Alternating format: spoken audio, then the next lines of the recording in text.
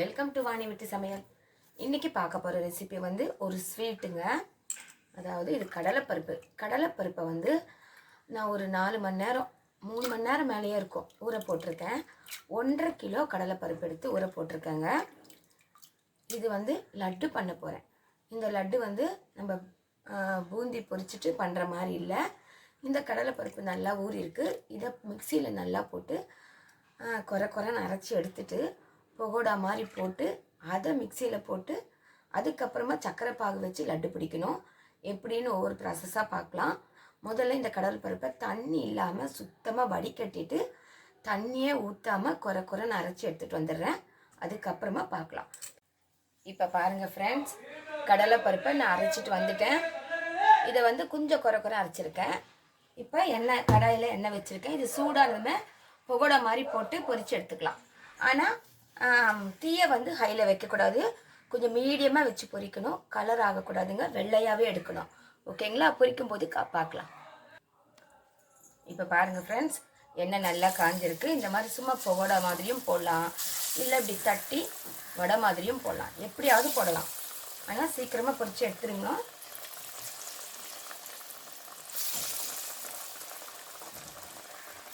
இந்த மாதிரி போட்டு எடுத்துக்கலாம்.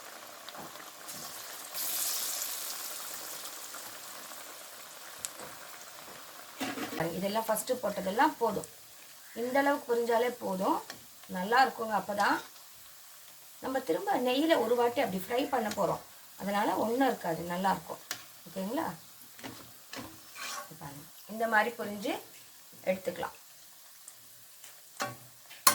பாருங்கள், இந்த மாதிரி வெள்ளையாக பொரிச்சு எடுக்கணுங்க. பொரிச்சுட்டு பாருங்கள், இந்த மாதிரி இருக்கணும். ஓகேங்களா? இப்போ பாருங்கள் ஃப்ரெண்ட்ஸ், இந்த மாதிரி போட்ட பகோடாவை மிக்ஸி ஜாரில் சேர்த்து குறைன்னு அரைச்சி எடுத்துக்கோங்க. அதுக்கப்புறமா எப்படி பண்ணுறதுன்னு பார்க்கலாம். இப்போ பாருங்கள், இந்த மாதிரி மிக்ஸி ஜாரில் போட்டு எடுத்துட்டேன். இதை பாருங்கள், கொஞ்சம் குறைன்னு எடுங்க, ரொம்ப நைஸாலாம் அரைக்க வேண்டாம். சூப்பராக இந்த மாதிரி ரஸ்கு தூள் மாதிரி ஆகிடும். இதுக்கப்புறமா லட்டு பிடிக்கணும். இப்போ பாருங்கள் ஃப்ரெண்ட்ஸ், நம்ம மிக்ஸி ஜாரில் வந்து லவங்கம், ஏலக்காய், கொஞ்சம் சர்க்கரை சேர்த்து பவுடராட்டம் அரைச்சிக்கலாம். ரொம்ப பவுடராக வேண்டாம், கொஞ்சம் குறைன்னு. லவங்கம் கொஞ்சம் தெரிகிற மாதிரி இருந்தால் நல்லாயிருக்கும். முழுசாக போட்டால் நம்ம கடித்து லட்டு சாப்பிடும்போது கீழே தான் திப்பிடுவாங்க. அதனால் இப்படி அரைச்சி போட்டோன்னா உடம்புல வயிற்றுக்குள்ளே சேரும், உடம்புக்கும் நல்லது. ஓகேவா? இதை நான் அரைச்சிட்டு காமிக்கிறேன். இப்போ பாருங்கள் ஃப்ரெண்ட்ஸ், ஏலக்காவும் லவங்கமும் சேர்த்து அரைச்சி இதில் சேர்த்துட்டேன். இந்த பருப்போடையே சேர்த்துட்டேன். அதுக்கப்புறமா இப்போ வந்து நம்ம 1.5 கிலோ பருப்பு எடுத்துருக்கோம். அதே 1.5 கிலோ சர்க்கரை எடுத்து பாகு வைக்கணும். ஒரு கம்பி பதம் பாகு வைக்கணும். அது அப்படி பார்க்கலாம். இப்போ பாருங்கள் ஃப்ரெண்ட்ஸ், அதை நான் பருப்பு அரைச்சிட்டேன் இல்லையா? இப்போ வந்து ஒரு வானிலையில் 6 டம்ளர் சர்க்கரை வச்சுருக்கேன். அதாவது 1.5 கிலோ சர்க்கரை, 1.5 கிலோ பருப்புக்கு 1.5 கிலோ சர்க்கரை வச்சு அது முழுகிற வரைக்கும் தண்ணி ஊற்றிருக்கேன். இப்போ இது வந்து கம்பி பதம் வரணும், அந்த அளவுக்கு கிண்டிகிட்டே இருக்கலாம். கம்பி பதம் வந்த பிறகு நம்ம பொடி செஞ்ச அந்த லட்டு வந்தது, அந்த கடலைப்பருப்பை வந்து ஒரு வாட்டி நெய்யில் ஃப்ரை பண்ணிவிட்டு இதில் சேர்க்கணும். அப்போ தான் வாசனை நல்லா இருக்குங்க, இல்லைன்னா பச்சை வாடை வரும். அவ்வளோதான். இது நல்லா பாகு வரட்டும், அப்புறமா பார்க்கலாம். இப்போ பாருங்கள் ஃப்ரெண்ட்ஸ், நான் கொஞ்சம் நெய் வந்து சூடு பண்ணியிருக்கேன். அதில் முந்திரி, வெள்ளரி விதை சேர்த்துக்கிறேன். அது கொஞ்சம் ஃப்ரை ஆகட்டும். ஃப்ரை ஆன பிறகு நம்ம திராட்சை சேர்த்துக்கலாம். இப்போ பாருங்கள் ஃப்ரெண்ட்ஸ், ட்ரை ஃப்ரூட்ஸ் எல்லாம் நான் நெய்யில் வந்து வறுத்து போட்டுட்டேன். திரும்ப கடாயில் கொஞ்சம் நெய் வச்சு இந்த கடலைப்பருப்பை வந்து நல்லா வறுத்துக்கணும். வறுத்து எடுத்து வச்சுக்கலாம். அதுக்கப்புறமா நம்ம பாகு வந்த சர்க்கரையில் இதை போட்டு சேர்க்கணும். நல்ல மணம் வரும், அந்த வரைக்கும் வறுக்கணும். இப்போ பாருங்கள் ஃப்ரெண்ட்ஸ், சர்க்கரை வந்து பாகு வந்துதான்னு பார்த்துக்கலாம்.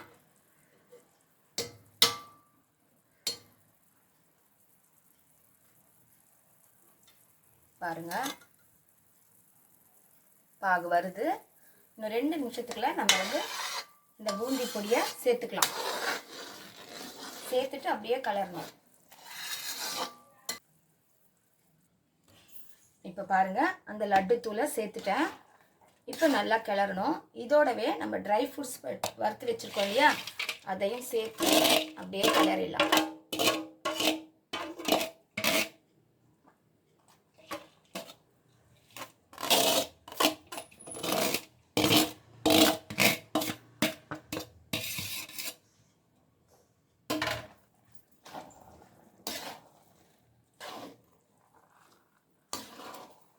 நல்லா கிளறிட்டு ஸ்டவ் ஆஃப் பண்ணிவிட்டு மூடி வச்சிடலாங்க. ஒரு 10 நிமிஷம் பொறுத்து திறந்து நம்ம கொஞ்சம் கை பொறுக்கிற சூடு வந்த பிறகு லட்டு பிடிக்கலாம். அவ்வளோதாங்க, லட்டு நல்லாயிருக்கும். உங்களுக்கு லட்டு பிடிச்சிட்டு காமிக்கிறேன். இப்போ பாருங்கள் ஃப்ரெண்ட்ஸ், நல்லா செட் ஆயிடுச்சு. இப்போ வந்து நம்ம லட்டு பிடிக்கலாம். நம்மளுக்கு என்ன சைஸ் வேணுமோ அந்த மாதிரி பிடிச்சிக்கலாங்க. நல்லா டைட்டாக பிடிக்கணும்.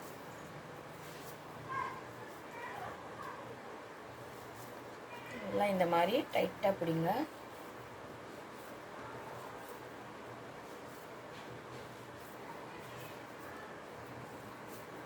நல்லா சாஃப்டாக இருக்குது பாருங்கள். நம்ம மிக்சியில் போட்டோம் இல்லையா, அதனால் நல்லா கலந்த மாதிரி உதிரி உதிரியாக வராமல் நல்லாயிருக்கும் அந்த லட்டு சாப்பிட. நம்மளுக்கு இன்னும் இந்த கல்யாண வீட்டு லட்டு பூந்தி லட்டை விட இது நல்லா இருக்குங்க. டேஸ்ட்டு ரொம்ப நல்லாயிருக்கும். மெத்தடும் ஈஸி மெத்தடு, சாப்பிடவும் நல்லாயிருக்கும். இந்த மாதிரி செஞ்சு சாப்பிட்டு பாருங்கள், சூப்பராக இருக்கும். லட்டு ஈஸியாகவே ஆகிடும். நம்ம வீட்டுக்கு 1 டம்ளர் கடலைப்பருப்பு போட்டால் கூட நிறைய வருங்க லட்டு. ஒரு 1.5 டம்ளருக்கு ஒரு 20, நம்ம சின்ன சைஸாக இருந்தால் ஒரு 20 லட்டு கிட்ட வரும். பாருங்கள் எப்படி இருக்குது பாருங்கள், லட்டு சூப்பராக இருக்கா? ரொம்ப நல்லா இருக்குங்க. இந்த மாதிரி எல்லா லட்டையும் பிடிச்சிட்டு உங்களுக்கு காமிக்கிறேன். இப்போ பாருங்கள் ஃப்ரெண்ட்ஸ், லட்டு பிடிச்சாச்சு. சூப்பராக இருக்குது பாருங்கள்.